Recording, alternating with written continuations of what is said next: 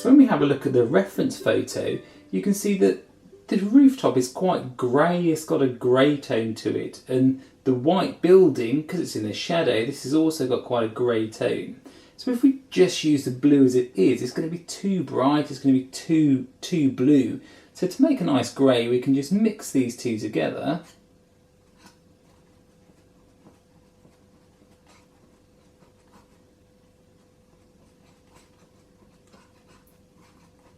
And then add some of that titanium white to it. You start to get this lovely grey.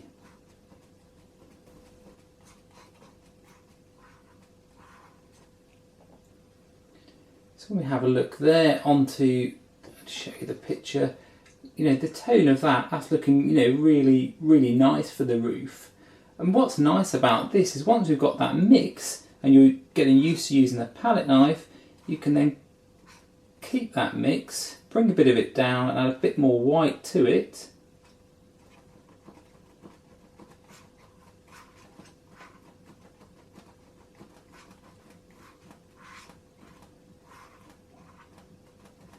And then you've created another grey that is going to be harmonious with the first grey that we mixed.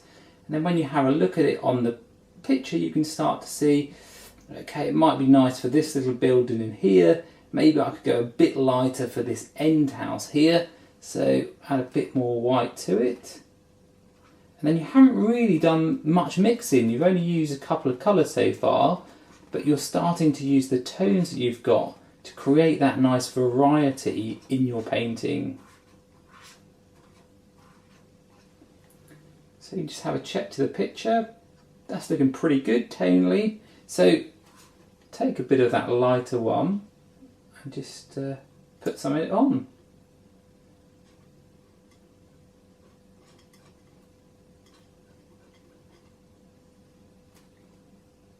Go slightly darker there. So mix the two together.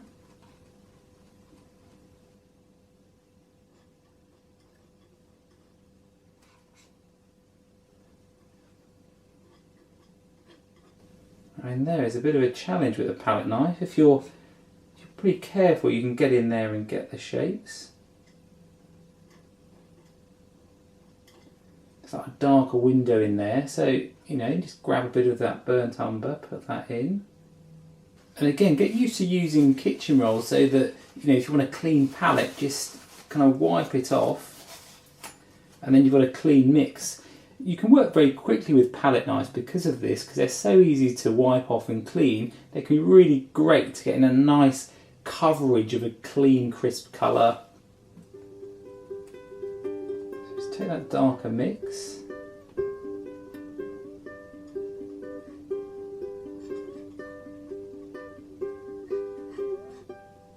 It's nice.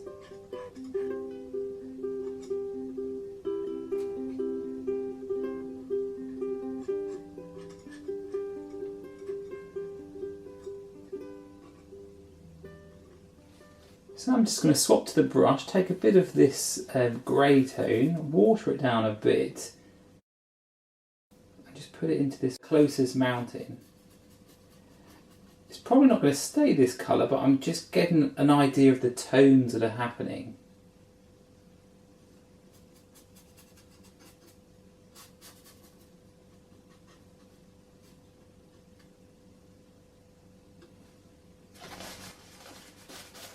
Okay, that's nice. And this other little house here, I think I can go a bit bluer on him.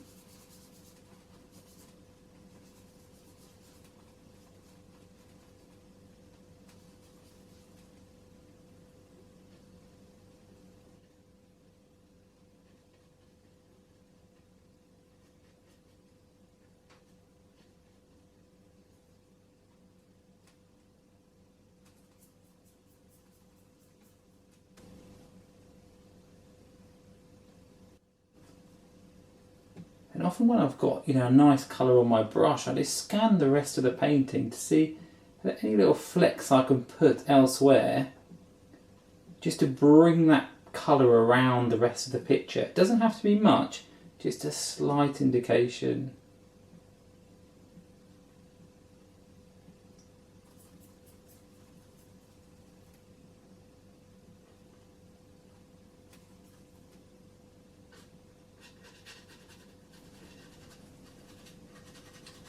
Okay, great.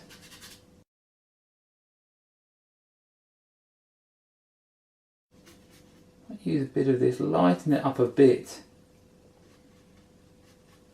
Put it out in the distance for that further mounting. And again, if you wanted that to be a cleaner colour, just mix some with it on the palette knife. It's a great way of checking your mixes. You know, you see if you've got a really nice clean mix. It kind of changes the feeling, even if you've got the same colour mix and you paint it on thinly, as soon as you put it on more opaquely, it just changes the quality of that paint. I think we need a couple more colours now to start to add some more dimensions to this painting. So I'm just going to add a red and a brighter yellow.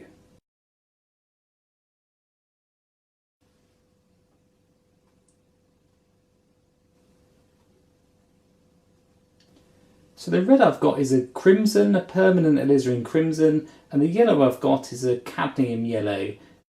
The cadmium yellow has just got a bit more opacity than a lot of other yellows.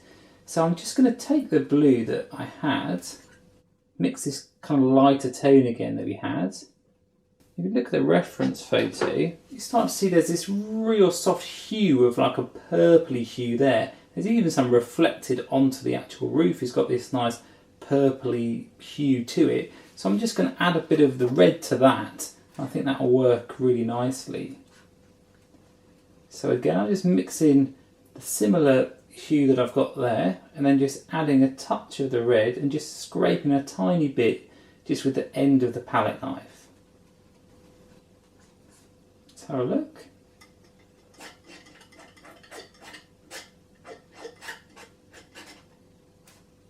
That's nice.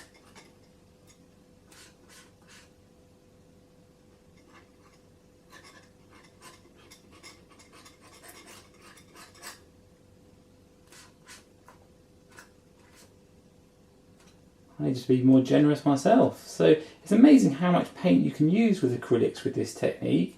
Don't be scared of like wasting your paint, because it can make such a big difference to how the finished painting looks. If you always have it too thin, you lose a lot of the different textures that can really make a painting really work well. It's always nice to have that contrast between areas that are very like thinly applied and other areas that have got that more impasto feel to them.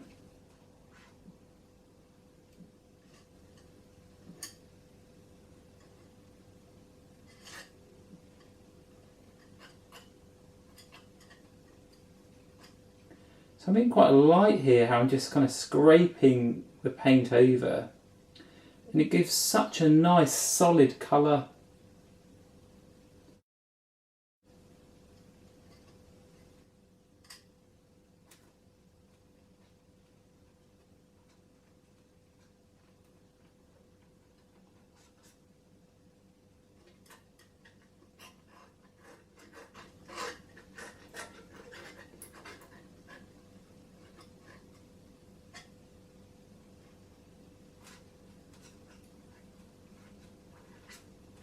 Odd bit of that purple colour I'm just going to bring onto this roof.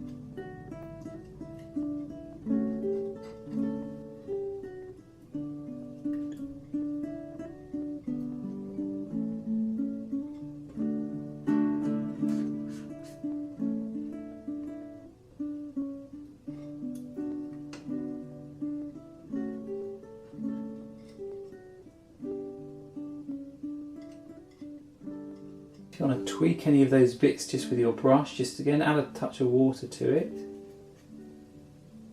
just help you to bring any of those, really more for the drawing if you want to change any of your drawing.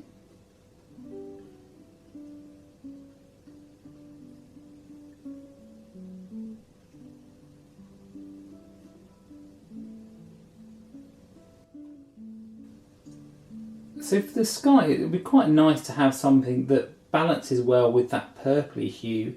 So I'm going to, instead of going blue and having it too blue and too purple, I'm going to make a very, very soft yellow. If you've got a bit of Naples yellow, that would work really nicely for this, or even yellow ochre with a bit of white, but I'll just mix the yellow with the colours that I've got out here. So we don't want it to be too yellow, too lemon, but we still want it to be quite light.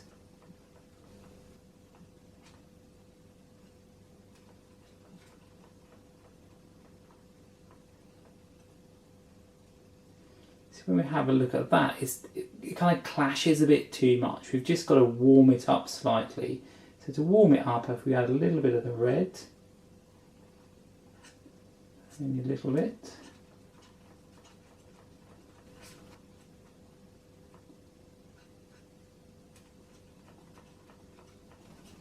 It's looking nice. So it's got like that Naples yellow, kind of like a creamy texture to it, rather than being too harsh with the yellow.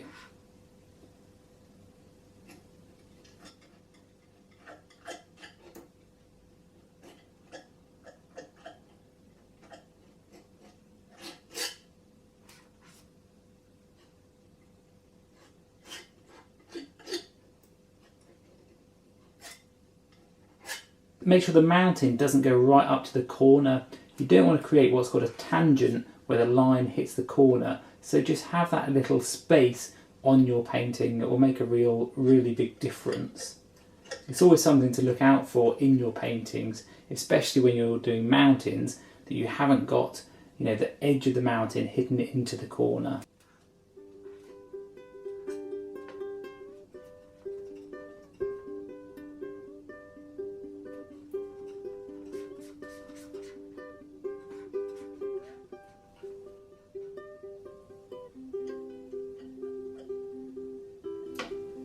A touch warmer on this side.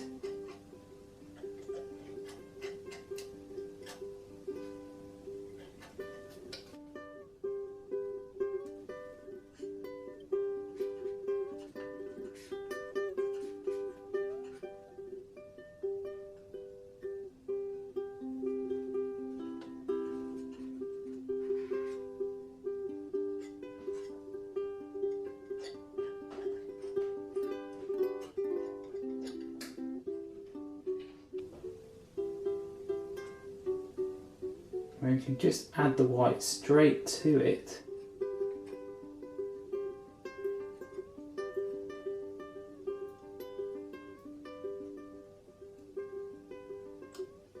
Just to lighten off that area there, give it a real focus through.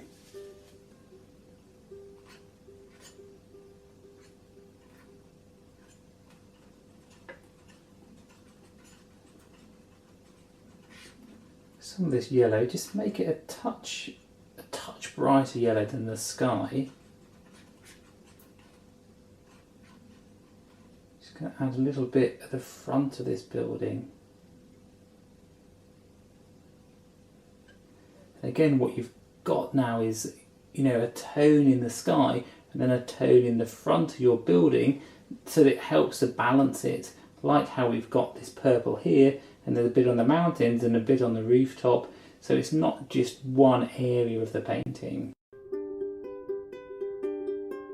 So now I feel we can start to add some warmer colours in here, and then start to judge the earlier colours we've put onto it, and then see how the painting's progressing.